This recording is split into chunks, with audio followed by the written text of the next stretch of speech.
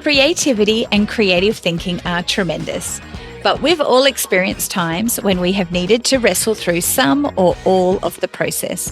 With that in mind, we've designed the Creative Wrestle to be a space to learn, reflect, and steal from a broad range of like-hearted creatives.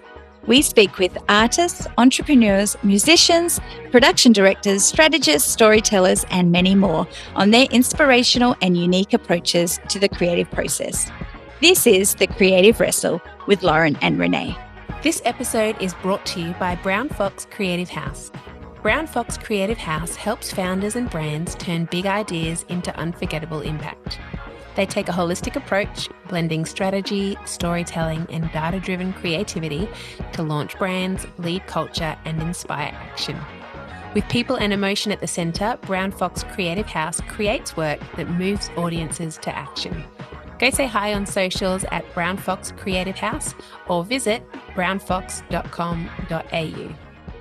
We have a fabulous guest today, Josh McIntosh. Josh is based in Brisbane and has designed productions for most of the major and independent companies in Queensland, such as Opera Queensland, Queensland Ballet, Queensland Theatre, Boite, Shake and Stir, Harvest Rain, Flipside Circus, Empire Theatres, and many more. Well, welcome, Josh. We're excited to have you on this morning. Thank you so much for joining us. Oh, thanks for having me. It's great. So, Josh, I've long called you the most creative person I know. As your bio mentions, you're a production designer with an enormous and impressive work history in that sphere. But that's not been your only form of creative expression. I first met you when you were my Year 11 art teacher just over 20 years ago. And I'd like to set the scene a little, so bear with me. Josh would roll into school on his orange Harley Davidson, shake out his dreadlocks and head to class, helmet tucked under his arm. And we called him Josh, which I'm sure the school didn't love. He would work on his own creative projects alongside us in art class and was part of the incredible team behind our school's Arts Excellence program. Josh wrote and directed musicals, took us to a local theatre to build and paint sets, and would pull over a piano during breaks to rehearse our shows.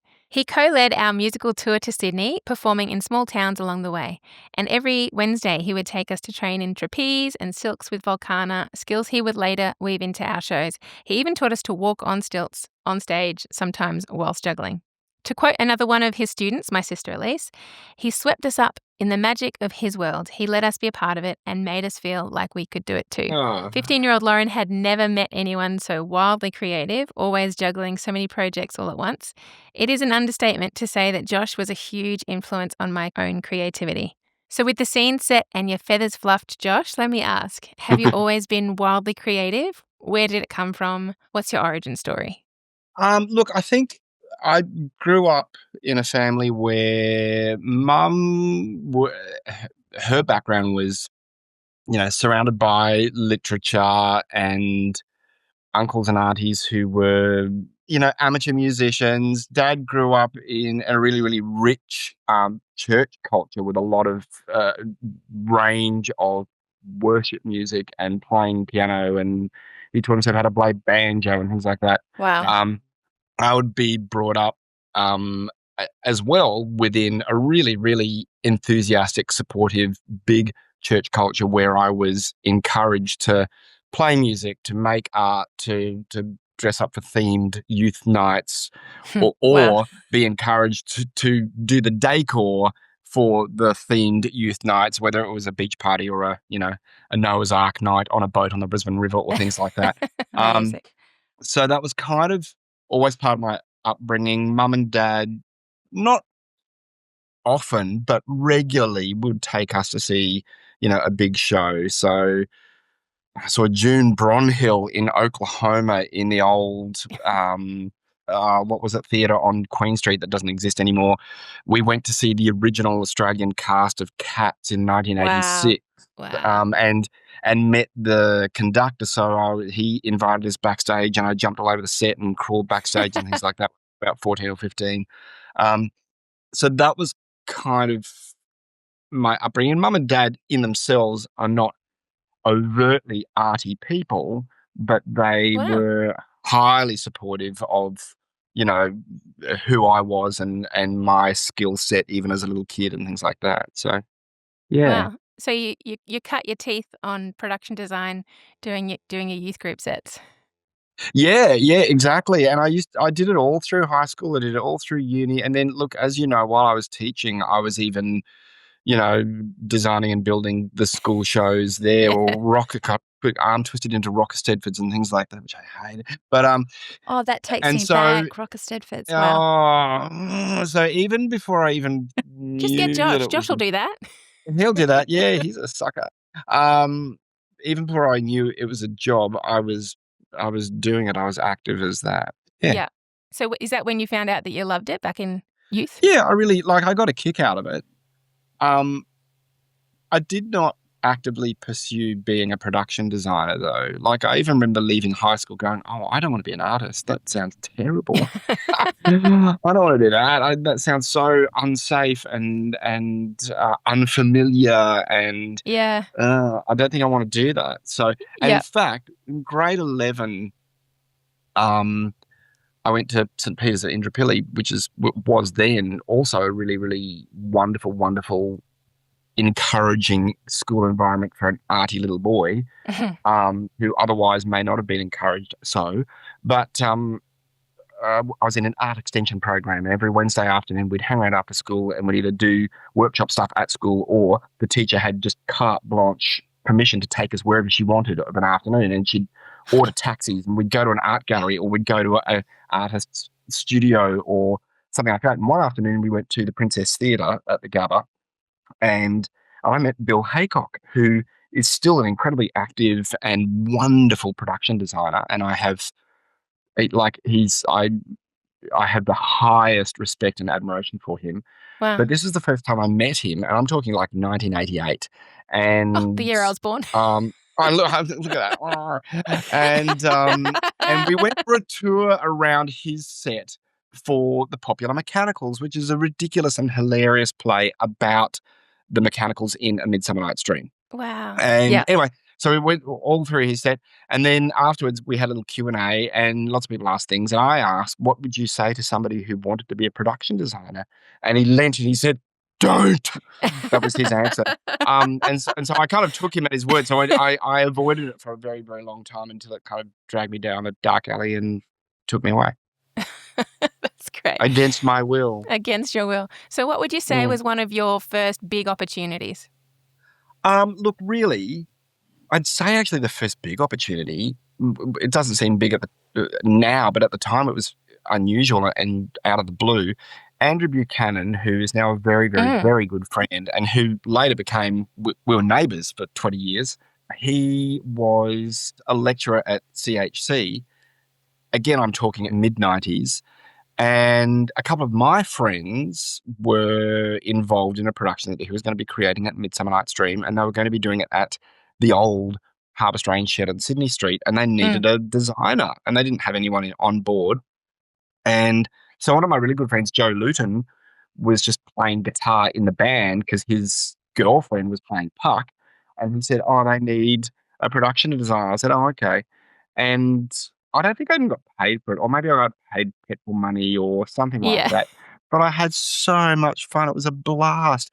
And that was That's before great. New Farm was developed. The CSR factory was still there. So we had the Yeah. woods Wow. in the CSR factory's backyard, and I built a tree house in these mango trees. Wow. And we had Wow. a phenomenal cast, and we just completely ripped the guts out of the interior of the old tin shed theatre and made a Wow. catwalk. And we had motorbikes riding onto stage and all sorts. Of course he It did. was so dumb. This is his So, first big and opportunity. wrecked my dad's lawnmower, dragging the mechanicals up and down to the forest and things like that in the middle of the show. And so not only was it really exciting and really fun, but it introduced me to actually some pretty core people who I still work with Yeah. now, like, Wow. 30 years later. And we've all kind of, moved on and moved up and done different things or stayed there or moved sideways. But it was quite integral, actually, now that I think about that. Wow. Mm. So what are you doing now? So this is all a long time ago. What are you doing now? Where have you been the last 20 years? Last 20 years has been a slingshot. It's just, I can't believe it's been 20 years.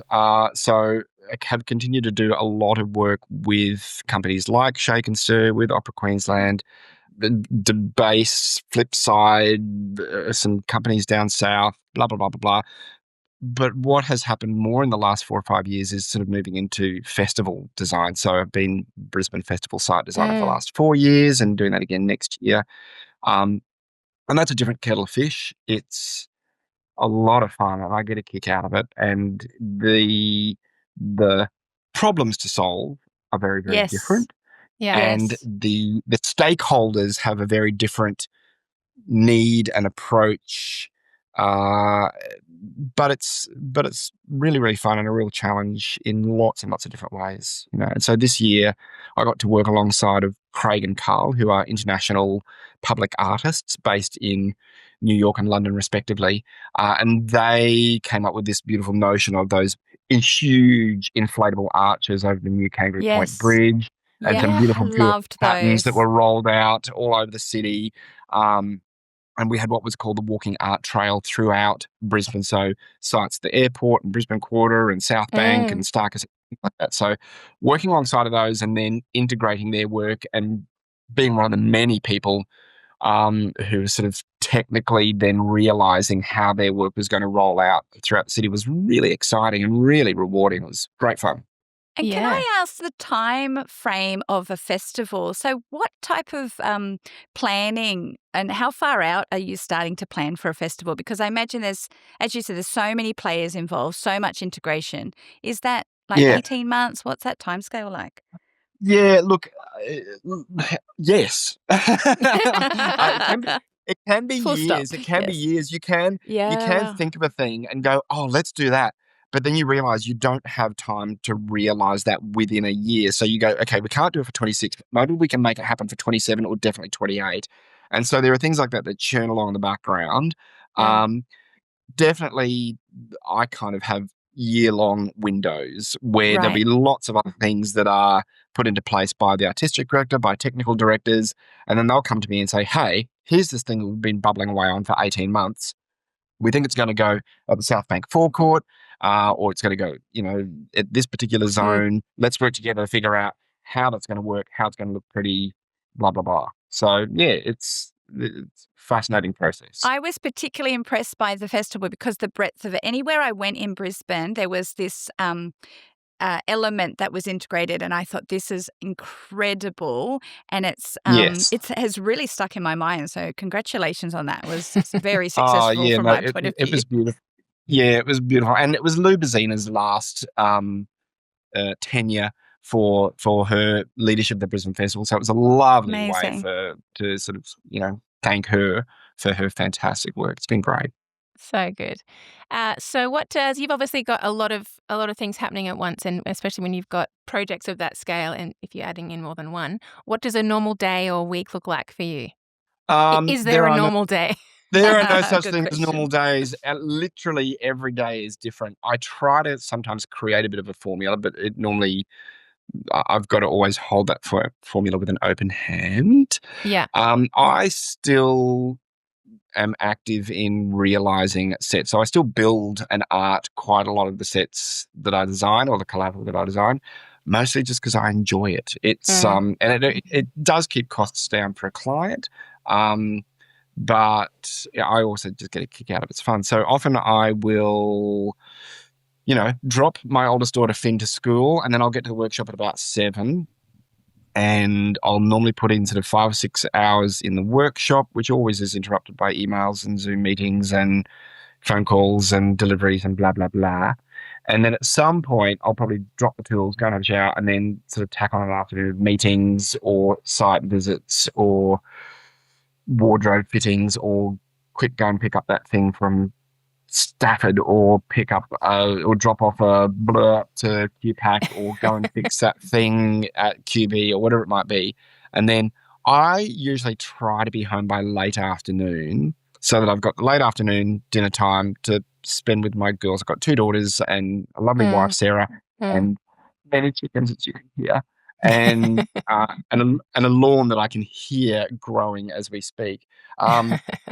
So, I like to be home in the afternoon to be domestic and to have a bit of normal time. Yeah. And then pretty much every night after dinner, I'll sit down for 3 or 4 hours and do admin or design work or just answer all the emails that I've collected for the day and things like that.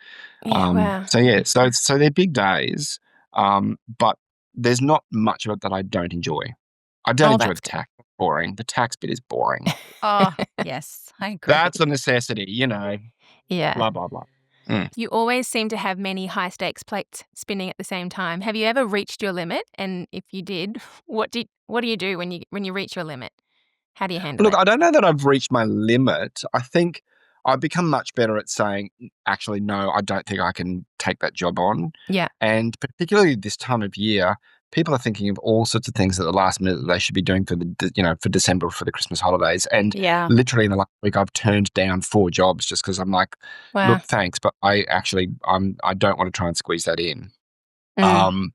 I'm still like, I am looking at the next 3 or 4 weeks going, oh my stars, there is so much to get done and to figure out and to realize and to deliver. And, but I also have found that if I panic about it, it doesn't help. So, you've just got to relax and go, it's okay. I'll work hard. And I've got to, and I'm pretty good at setting myself, pegs in the sand of I will work as hard as I need to work until that point when I know that all those things are going to be resolved. Yeah. And then I can spend 3 days on the mower with my family, kind of regrouping, and then I'll be ready for the next season. It's that kind of thing. Yeah. Josh, do you have a bit of a team around you? Like, do you have it's because your days seem long. I love how you make priority time for your family during dinner time. I think that's so beautiful. But do you have like team that you kind of outwork things through, or is it mainly like your clients that you work with? How does that look in terms of collaboration? Yeah, look, one of the things I do love about my job is that I'm always working with a different bunch of people. So I'm not stuck with the same workmates that a lot of other people are, which, I'm really grateful for. I do have a wonderful colleague, a young man called Dylan Kelly, who has been working alongside of me now for the better part of 3 years. He has an incredible skill set. He's way better organized than I. He has a way better logistical and strategic brain than I. So I often lean into him to go, how do you reckon we should get this done? And when should we deliver it? And should we get a truck or should we just do it ourselves with a I truck? know Or the what do you think we type. should do? And blah, blah, blah, Yes. blah, blah. And he can go, no, we should do this and this and this and in this order because that way we can do that and that'll be more efficient. I'm like, yeah, it's amazing. That's great. I love it. But he's literally working with me project by project, and then he Yeah, has a lot of his great. own projects as well that he's working on side by side or independently. So we help each other out a bit there. But then also for every show, that will come with a different support team. So, you work with the Ballet Theatre of Queensland, and they have a wonderful technical manager, and they have a wonderful artistic team. They have a bunch of parents who are volunteers, so I work alongside of them to help get the set built or bits and pieces done or to pick things up Amazing. or to truck things around. So that's great. That's one kind of formula. The other formula is somewhere like La Boite Theatre, who have a wonderful, wonderful set builder called Andrew Mills, who is based in their workshop. And so I don't have to build that set. I can just do pretty drawings and hand them over to him and then work Amazing. with him as he builds in that set. I don't like sewing, so Okay. I can do it, but I disdain it. So I love designing costumes, Yeah. but I will always try and hand those costumes over to somebody who likes or at least is proficient with a sewing machine. And at the moment, I'm working on Sweet Charity for Prospero Arts, and I have the most amazing costume wrangler in Queensland, Gail McGregor, who is my head of wardrobe for that show, and she's doing a phenomenal job just pulling together a huge number of costumes for me and doing sewing and fixing and blah, blah, blah, blah, blah. Or I'll kind of outsource to different people that I know who want to do that, who love doing it, who like doing it, and who are better at it than I. So every project team, every company has a different, system, a different Venn diagram, if you like, Yes. of Yeah, people yeah. in different roles. Different skill And sets and Yeah. yeah, exactly. And again, the Brisbane Festival thing was completely different because the previous site designer had a very different approach from me, and she created beautiful, beautiful, beautiful stuff. But then when I came along, I'm like, okay, I'm probably more sort of technically minded because I like building stuff. So that kind of changed the way BrisFest worked around the way I recreated the role of site designer. So yeah, I love hearing that you Fascinating. seem to have some flex with approach. Like it's not one size fits all. I can, what do you have? What do you need? What can I outsource? And I just love that because there seems to just be a flex to you that, okay, what are we working with here? Oh, I don't think you could do the job without that kind of Yeah, flexibility. Yeah. Like you honestly couldn't. Like, yeah, you need to be able to go, oh, okay, you want it tomorrow. Okay, great. Or okay, we've got 18 months to think about this. Okay, great. Let's sit down and plan it out, and let's use those people and this people because they're the people that you like using. Or yeah, so it's always different. Yeah, love that. Now, I was talking well about you behind your back yesterday with someone. Don't stop. No, but we were talking about how you're just brilliant. Like you're Robin Williams kind of brilliant, where you're deeply silly, but you also you manage to create. You create in a way that resonates. We were talking about how you don't get that level of nuance without having experienced both the light and shade of the human experience. Would you say that there have been significant life experiences that have informed that depth in your work? Look, yes, but I think quite honestly, I really have had a very, very fortunate life, and I've had very few things go wrong. um, and I my first marriage did kind of fall apart, which was very, very sad and was a surprise to me. I literally didn't see it coming, and so I think kind of the shock of that was a bit weird. And I can remember thinking, oh, I didn't think something like this would happen to me. I thought I was kind Yeah. of I thought I was doing things to make sure something like that wouldn't happen. So that was an odd experience. And probably one of the darker experiences of my life, I guess, because I enjoyed high school. I always had a great sort of set of friends. I was really fortunate to have amazing teachers, again, like I said before, who supported me and nourished me and encouraged me. And then even within my church community environment, just incredible people who were always championing my capacities and my skill set and, giving me things to do and go, oh, great, you'd be great at this, blah, blah, blah, and giving me a lot of independence and elbow room, I suppose, to create very few occasions where even within that church environment where somebody said, don't think that's appropriate. There were a couple, and they were right. There were a couple of us. I suppose my approach to creativity more has been shaped by, I think I get this from my dad, is kind of a sense of optimism, actually, in that I go, well, I think it'll work. Let's just give it a bit of a crack and see what happens, because in the end, we're not curing cancer. We're not trying to land somebody on the moon. We're just putting on a show. Yeah. And if it doesn't work, then as long as nobody gets hurt or nobody loses a lot of money, then we're fine. Yeah. And so It's a great I approach. I think that's also really and I think the biggest disaster I have had in any bit of my work was at the end of last year when I had the amazing opportunity to design Elf, the musical, Wow. for Sydney Personal Opera fave. House. Oh, wow. And it's a dumb, fabulous show. It's so silly and so over the top and so gratuitously happy the entire time. Yeah.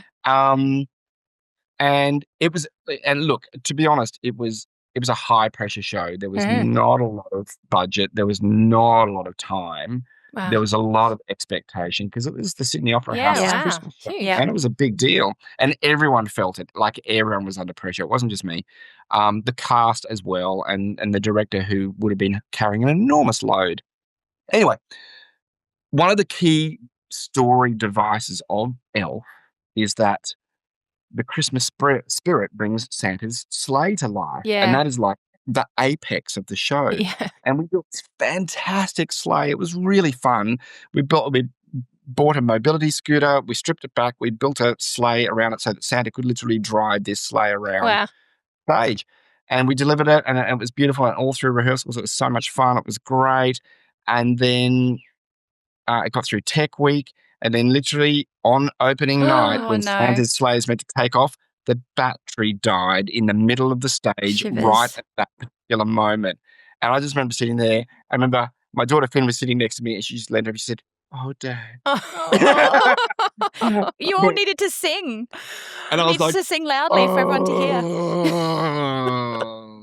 It was, and like, it was just, but I think about that, and I also think about the time when I went to see the first Australian cast do Lion King. Wow. The Disney professional version of Lion King. And the opening number, and the sun is rising and rippling, and then something broke and the sun fell out of the sky. And it looked like a Venetian blind blowing up. And this was Disney. And Disney's sun blew up in the middle of the first number. I think, oh, thank goodness, it happens to Disney too. Yeah, it happens to everybody. Actually, I was at the opening of Charlie and the Chocolate Factory in London, and final scene, pure imagination, and they're lifting up in the rocket elevator, and it stopped, and they were up there for half an hour. So that's West End London as well. It happens, and it's a story though, isn't it? Like it's a memory. And how do you? It is. How do you manage that afterwards? Because obviously there's some process that you go through to be able to accept what has happened. Yes. What do you do? Look, my I'm writing process this down was profusely. my process was do a lot of internal swearing and then run backstage after the show and check everything and going, the battery was flat, nobody charged the battery. And I thought there's so many people I could blame, but when it comes down to it, it's probably actually my responsibility to have made sure that this device was ready to go. So after kind of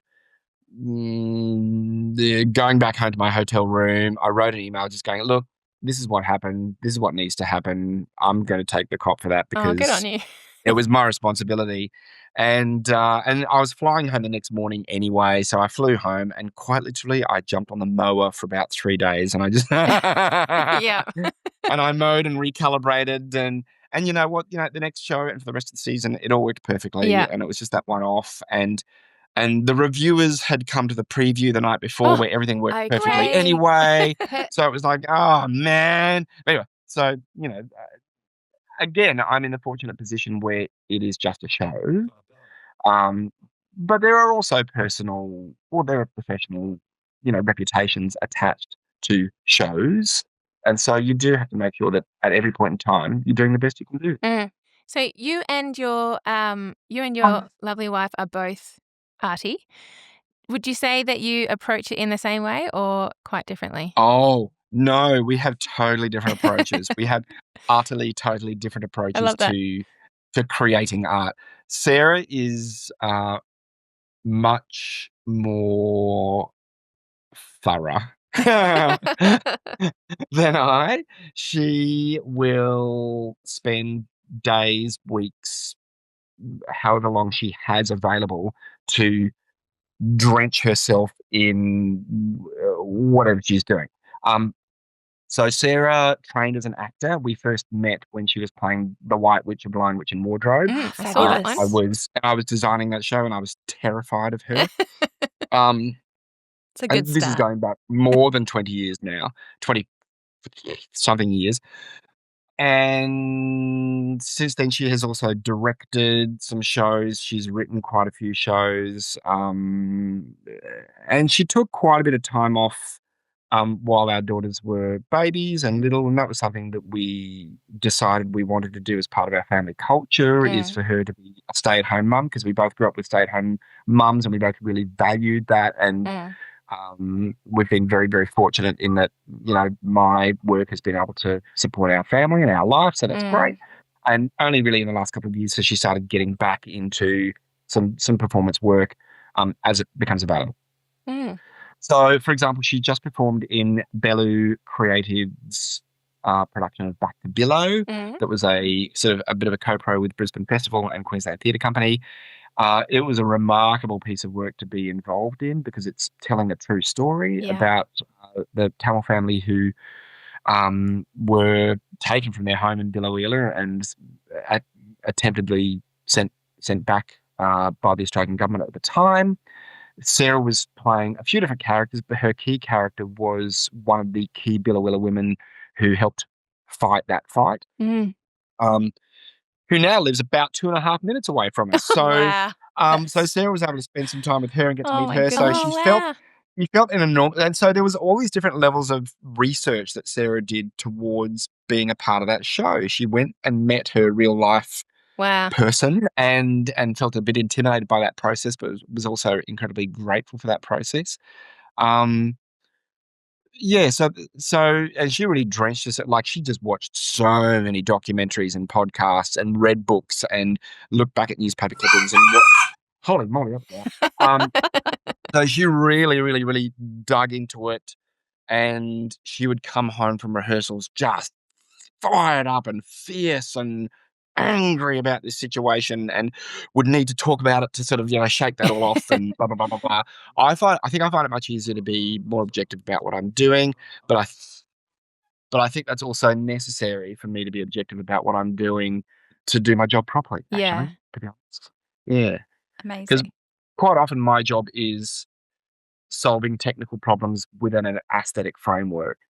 That's kind of how I view my work. So uh, sometimes the art comes down the track from solving problems first. So I've got to sort of step back from, the story and from the art making to go, okay, how are we going to get that particular curtain to fit where it's going to fit and all those things. Yeah. But anyway, so we have a very, very, very different approach. Yeah. And I'm guessing your girls got some of that from you guys. Yeah, they're both very arty. Finn loves drawing. She loves jumping on the sewing machine. She loves painting. She paints beautifully. Sky, who is 10, also just draws beautifully and is very like intrinsically musically interested and motivated. She'll just sit down on the piano and she'll figure out, Elton John song, or she's on a bit of a Sarah Bareilles kind of binge at the moment. So yeah, as well as that, Sky is very sporty. She's at a futsal competition today or something like that, and she really, really loves that. So yeah, so they're both little arty little kids, but we try to encourage them without sort of pushing them. Yeah. So let them kind of explore as much as they want to explore. Feed opportunities as they arise or as they show interest. Yeah. But try and encourage them to be brain surgeons and engineers. That would be great. The wide gamut. I was actually introduced to you by Lauren initially with your amazing Book Week costumes, and I'm a fellow Book Week mum. I am scraping it together though, right? So my children, my beautiful boys, give me the art direction about 11 months 2 out seconds from before. No, 11 months out. So there's pressure from straight after the Book Week. They've looked across the field and worked out what they want to be next year. So I've got a problem for you to solve today, Josh. Oh yes, great. The idea is we watched E.T. the other day for the first time, and so my youngest, Ezekiel, he's keen to have not just one bike fly up over the moon with E.T. in the front, but all three able to somehow have some mechanics to it. And I'm like, do you know who I am? Like I'm not this person, but what would be the first ideas that came to your mind? How would you help a struggling mum who needs support in this area? I would dress your boy as the moon. Great. Dress him as the I'll take moon. anything.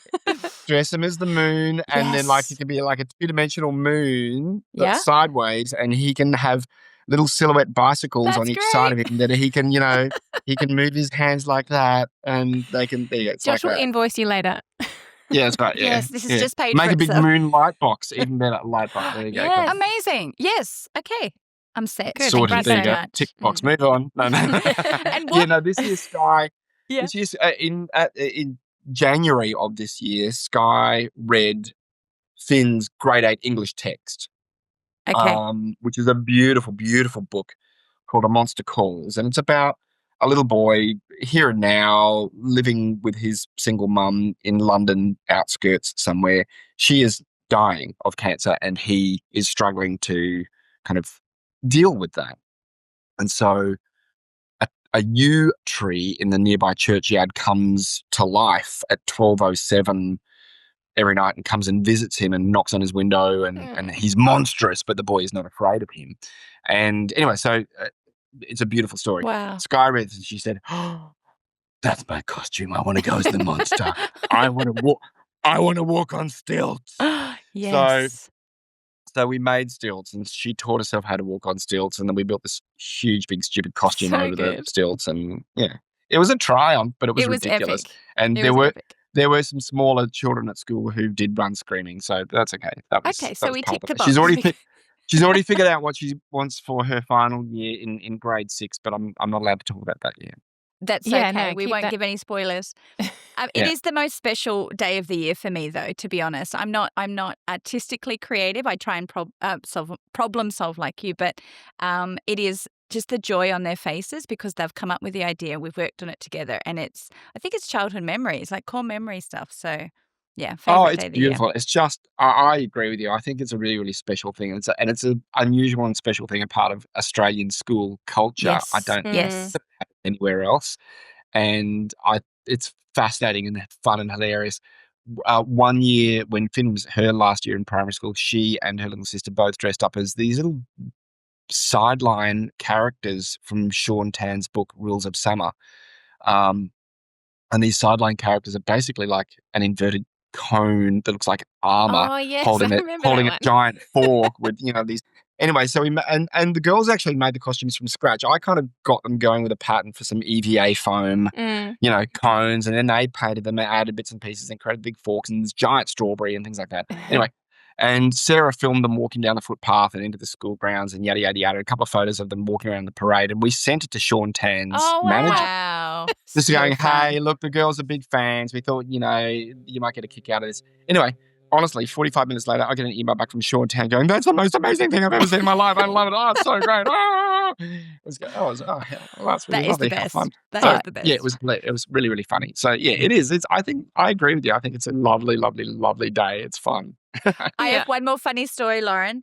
But my ahead. eldest son, he loves to do quite unique, nuanced characters. And so he did a character from the Dog Man book series, but is on one page of a series of 8 books. And so we created this and he was so excited, but no one knew who he was because it's so nuanced. But he was so proud of it. And he said to me, look, one learning that I have from this year is that I need to maybe make a character that people know. And he actually grew up in London. We had him overseas. And he said, so he doesn't know Australian icons as much as maybe another person. He said, maybe next year I'll go as the famous swimmer, Kathy Freeman. And I thought, we might need to tweak that a little bit. Let's think about that one a little bit. Yeah. I like the idea. Yeah. Hilarious. Funny on so many levels. Yes. Finny went as Fufu the Snoo one year, which is, similarly a one-page Dr. Seuss character. Yes, I can't even remember which book it's from. Anyway, I thought it would be Dr. Seuss with that name. Yes, and it's a slightly sinister-looking character with, kind of yellow beady eyes looking out from under a black hood, and it's kind of creepy-looking, but it was very successful. But people similarly were like, what is that? Yeah, I love what you've done, but I don't know who it is. That was I kind of don't the get vibe. it. Yeah, that's right. Yeah, I love it. I don't get it. Yeah. That's great. One of my favorites was, I think was it a dragon? Did you do a dragon? Yeah. Finn went as Toothless one year. Yes. That was 2020. That was epic. So it looked like it belonged it on a was stage. epic, and it had articulated wings and the whole bit. It was pretty funny. And the thing with Finny too is she actually doesn't like being in front of people. She doesn't like performing. So her favorite costumes were where her face was hidden. Yeah. Yes. So, in prep, her first costume was the swan from The Ugly Duckling. Oh. And we made a swan costume where her whole face was just completely hidden behind a bit of a mesh thing. And all of a sudden, Finn, who had been so quiet, so shy, so timid in the classroom, all of a sudden came to book week and she was rowdy and big and loud. and her teacher was like, who is this person? It was remarkable. Really, really, really funny. That's very that's cool. great. This podcast is called The Creative Wrestle, and we do like to discuss, with our guests where the wrestle is for them. Where is the wrestle for you? So I think with my job, because every show is different, there are different possibilities for blockages, if you want to call them that, or obstacles. Sometimes I literally do approach a show and go, I don't know what this should look like at all. I don't know how I should solve that problem. What am I going to do here? And at the moment, I'm wrestling with one particular show where it's not a key device. It's just something. It's just a space I need to fill between the rostra and the bottom of the screen. And I'm like, I don't quite know what to do there. That's not going to be obvious and ugly, and is because I also need to consider my poor lighting designer, and I don't want him to get the blame for some big ugly shadows on this back wall because of the limited positions he has to work with, and I don't want to have something that's going to compete with the projection that's directly above it, and I want to have something that's going to support the actors, but I don't. Anyway, so it's, dumb stuff like that. So sometimes it's just that thing of, there's this technical thing. I don't even know what color it's going to be. I don't want to build just another timber flat. I want to do something with some fabric, but I don't really have the budget to do that. So how am I going to do that cheaply as well? So sometimes the obstacle is a purely aesthetic blockage. What's going to look like? Often the blockage or the obstacle is, budget, because every show has a budget. Nobody has infinite funds to chuck a show. And increasingly, budgets are getting slimmer and tighter, and producers are under more pressure to keep ticket prices approachable and affordable while still actually making money on a show, because that's the idea. It's show business, not show charity. You don't want to put on a show and not make money. And there are, the percentages that you have to sell to actually break even in some theatres is phenomenally high and daunting. So budget's a very real obstacle.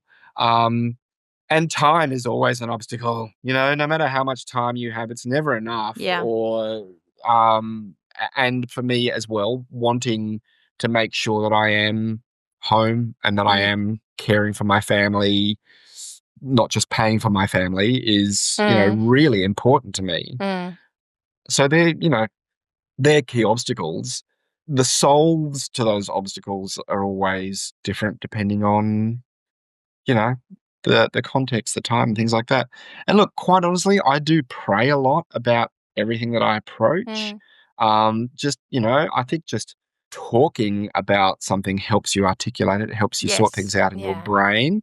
I do, as somebody of faith, I feel that my problems are often solved in a manner that is way beyond my actual capacity. And that feels supernatural and often very miraculous. So that's a big part of just I suppose it's more to do with my mental health and my emotional health, but also it seems to play out in a very, very tangible realm. Yeah. So as I said, as I started with, every project has different obstacles, but that's also part of the fun and part of the job is overcoming those obstacles, actually. We have a bit of a family saying from my mum's brother, from my uncle, who died in 2020. But when he was a little boy, he became quite good friends with the old bloke next door when they were living at Mudgee. And the old bloke next door had, what is now called a man shed, but was basically then just, a dirty garage. And Bruce would go over and sort of hang with him on Saturday afternoons. And often Bruce would end up talking to this old mate about, things that were going on at school or problems he was having with friends or things like that. And one of this old bloke's common sayings was, you've got to have problems. That's actually what life is about. I love that. If you don't have problems, then you've got nothing to solve. You've got no motivation to solve the problem, to solve a thing, to get on, to move ahead. That's solving problems is what helps you move ahead and be mature and become better at what you do or who you are. So that's a bit of a family maxim that we sometimes say with a tongue firmly planted in our cheek, but it's actually got some resonance of truth in it there too. Can I build on that slightly? With problems to solve, do you need to get them up out of your head on big whiteboards or sketch it out? Or how do you kind of, from we have different words for this, incubation or rumination, how do you get it sort of out into reality? Could you talk us through that a little bit? Depends who needs to know about the solve. Yes. If it's just me who needs to know about the solve, and quite literally, I might wake up at 2:30 in the morning going, how am I going to fix that? How am I going to solve that? And I've learnt that if I don't panic and just lie there and let my sloshy, half-awake brain, ruminate upon it a little bit, then often by about 4:30 in the morning, I've got a possible solution and I can go back to sleep for another hour and then wake up and go, yeah, great, that's how I'll do it.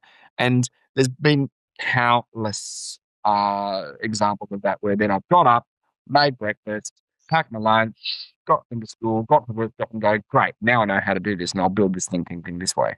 But if then it's something else that other people need to know about the Yes. solve, then I will draw that, whether it's a conceptual kind of arty drawing or whether it's a technical CAD style drawing or whatever that might be, or whether it's just an email describing, I know what we're going to do. We'll do it this, and this. So different solutions require different playouts, if you will. And how do you stop the panic? What's your process there? Because it sounds like you've learnt that, okay, if I can just sit in this for a bit longer, do you talk to yourself or how do you, No, look, I think it's just purely the result of having learnt that a solution will come. This works for me. Yeah. Yeah. Yep. And that panic doesn't help.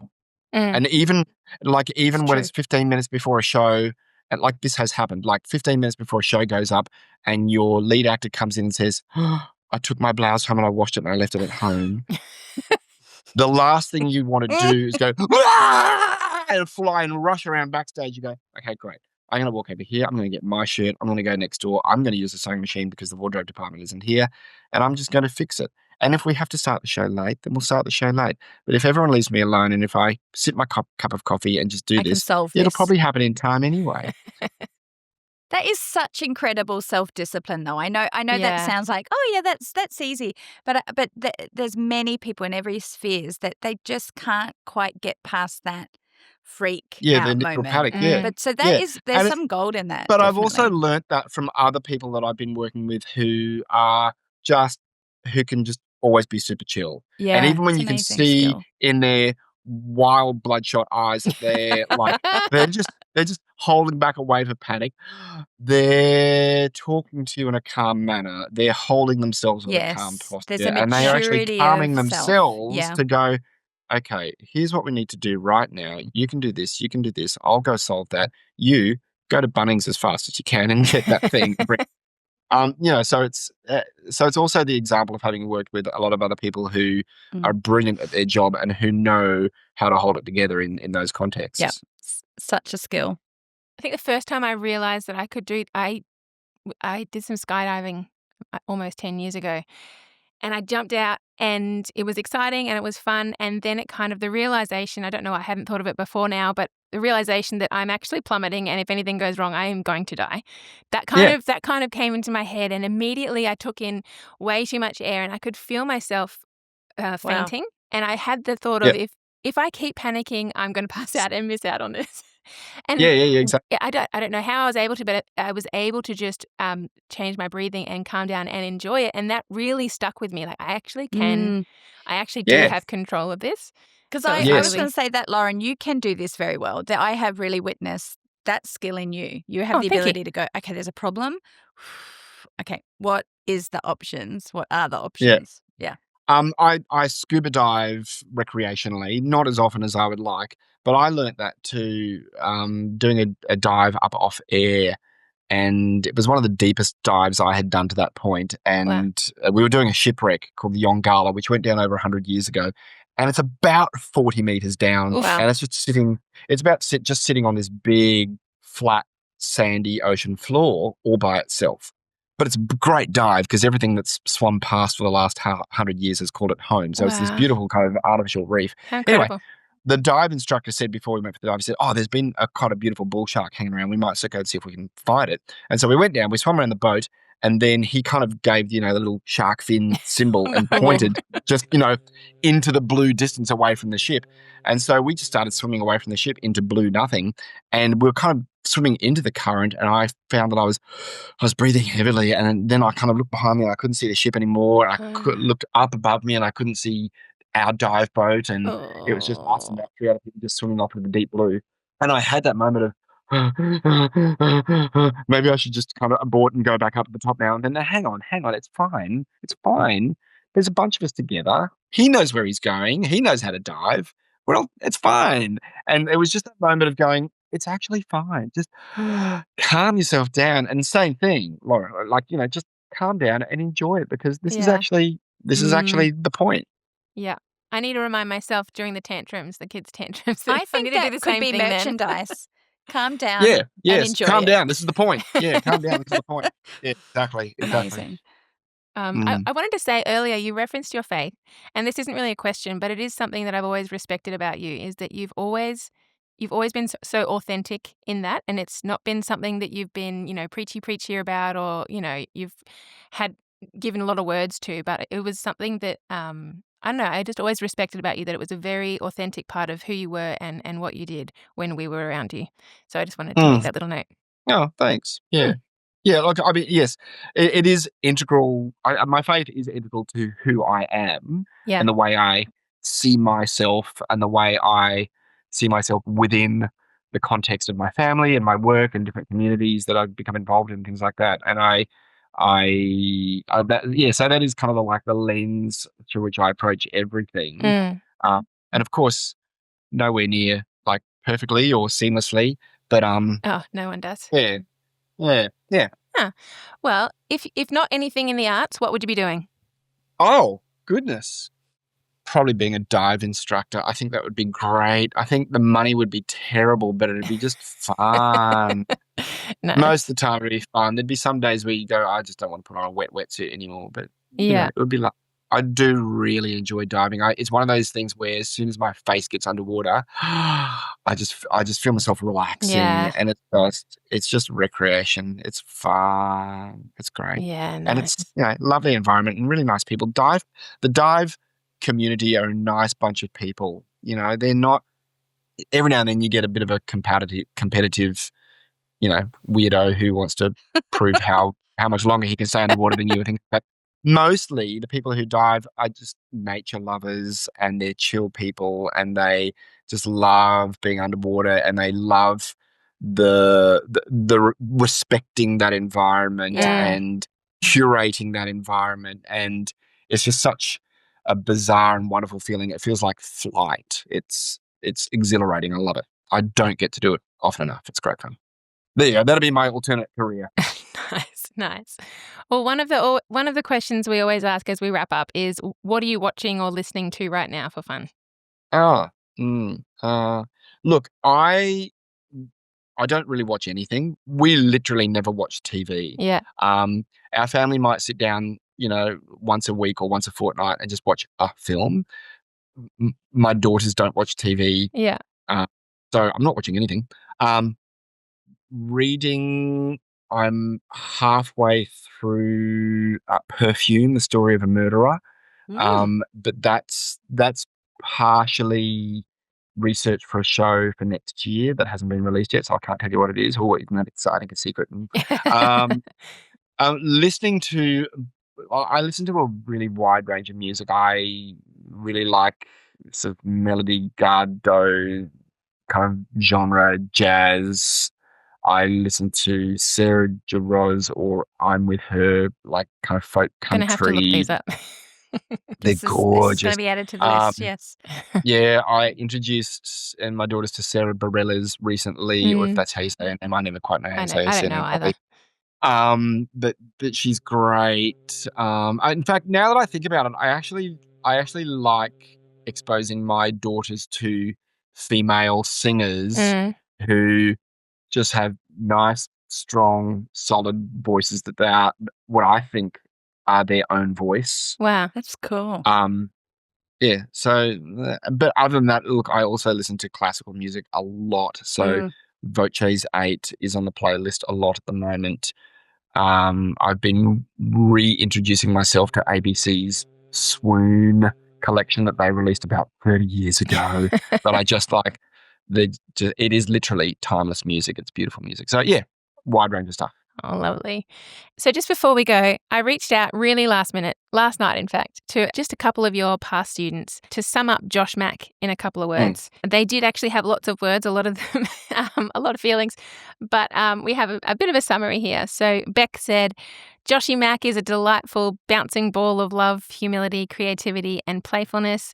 An incredible artist, teacher, and friend. If he is in the room, you are laughing and loved. B. Mac said, what comes to mind for Josh is generous creativity. We were always joyfully welcomed into the process, even as teenagers and students. Don said, industrious, innovative, imaginative, inspirational.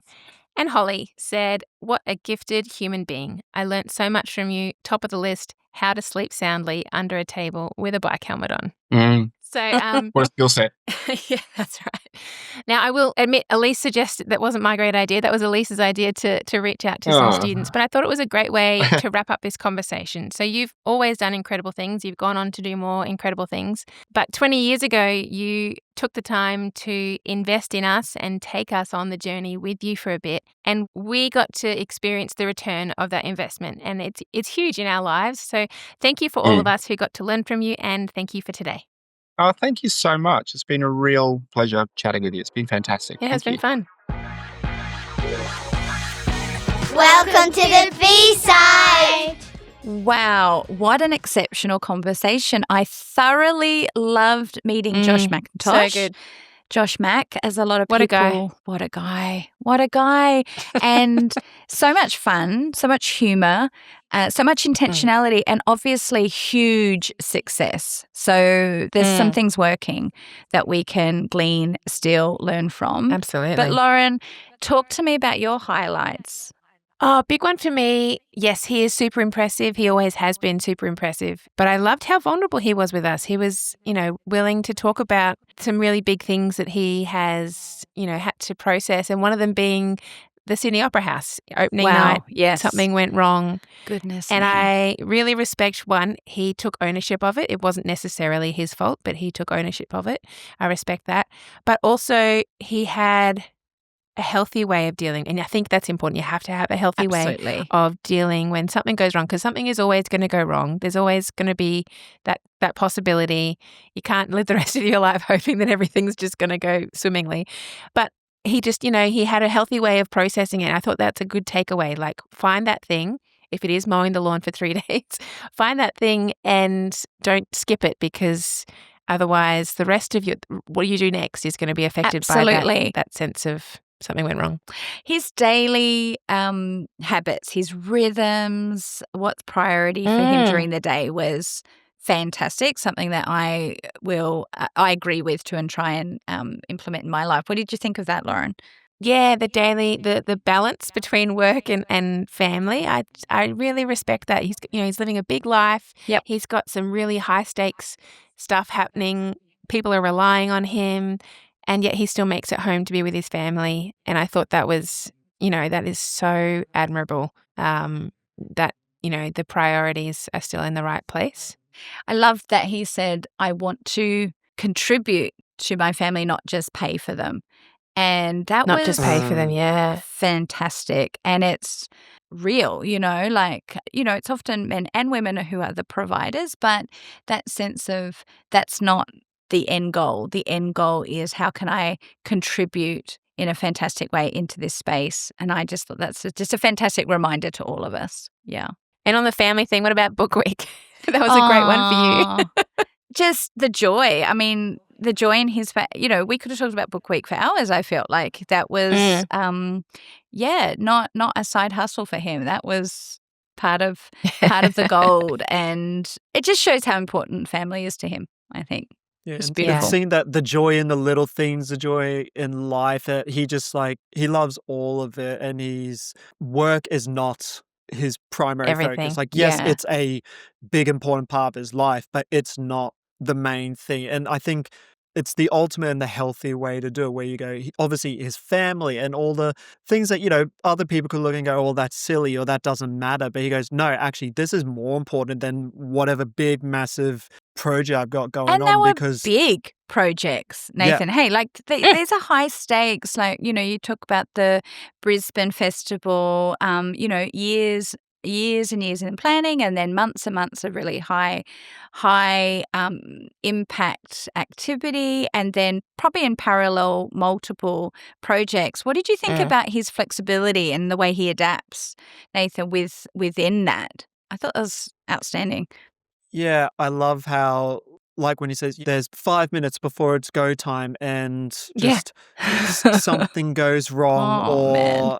something goes wrong. And again, it's like these things are sometimes they're avoidable, but sometimes they're not. You could do all the prep in the world, you could do everything, but he's not the kind of person that panics or throws blame around. It's amazing. Which it's very much like it's an absolute must for a leadership or for a successful leadership. But then even just as a human, even if he wasn't in leadership. Yeah, just in a crisis, just a quick thinker in a crisis. Yeah, He's he's obviously been able to learn how to just think on his feet and go, okay, what's the job at hand, doing it. And I think it's such an important skill to be able to teach yourself when something goes wrong, like what are my options available? Or I am at A, I need to be at B. How really do I quickly get there? This bridge is broken, so now I need to find a new one. And let it go. Very quickly. You got 5 minutes. You've got 5 minutes. Well, interesting on that, when you're saying, Nathan, that not everyone will naturally have that skill set. I find that a lot with those I coach is that is a part of their setback, is that they actually, when it gets emotional in themselves, when it gets really, really tough, when there's a hard decision, particularly in meetings or times when you don't have the answer and it's required then and there, what we tend to do in that case is we'll practice some scripted responses for when it's hard. And so that you actually practice saying it in a non-emotional, tough moment.